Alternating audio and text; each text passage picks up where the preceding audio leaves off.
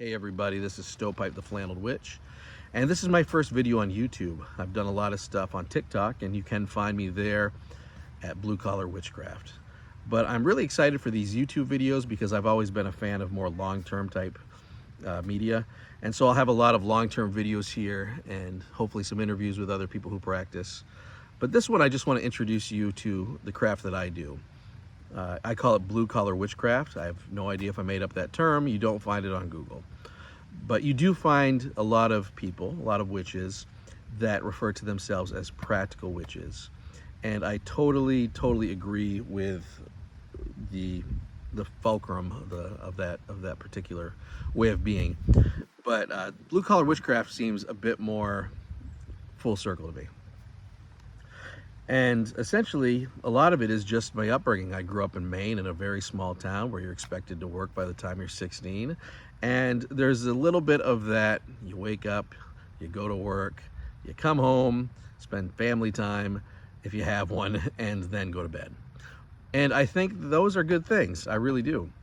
But I think what's lost, if that's all you do, is the magical element, because every single corner of reality is charged with magic. We just have to be more aware of it and conscious of it. And that's what witchcraft has done for me. It's helped me to be more conscious of the magic that's all around me. And another reason I like Blue Collar Witchcraft and why I will be teaching what I know and what I learned, and also learning from you through the course of these videos, is there's a lot of great, phenomenal witches that you're going to find online who have videos. The Norse witch is one of my favorite, the chaotic witch aunt. There's some great ones. Damien Eccles, huge influence.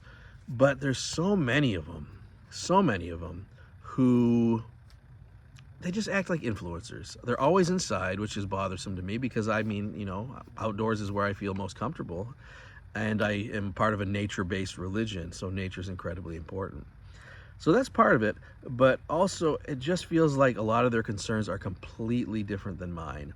And I gather just from, you know, research I've done and observations that a lot of them have made a lot of money, and good for them, but it's kind of cocooned them from the reality that you and I face every day, where we do get up, we do have to usually go to a job, and sometimes can lose the magic of that.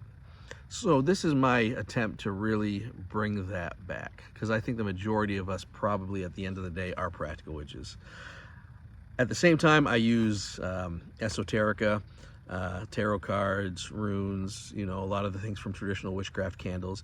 But another thing that's really important to this is the folk magic element, for two reasons. One, folk magic is the magic of common people like myself, but also the resources that are used by practitioners of folk magic aren't just the ootsy-tootsy candles and charms and mirrors and posters and whatever it is that you use, pendulums, that you buy at a New Age store or a witch store. And to be frank, one of my favorite places on earth is a witch store called the Black Cat Bodega, where I teach classes and I buy things all the time. So I'm not against buying those types of ethereal trinkets.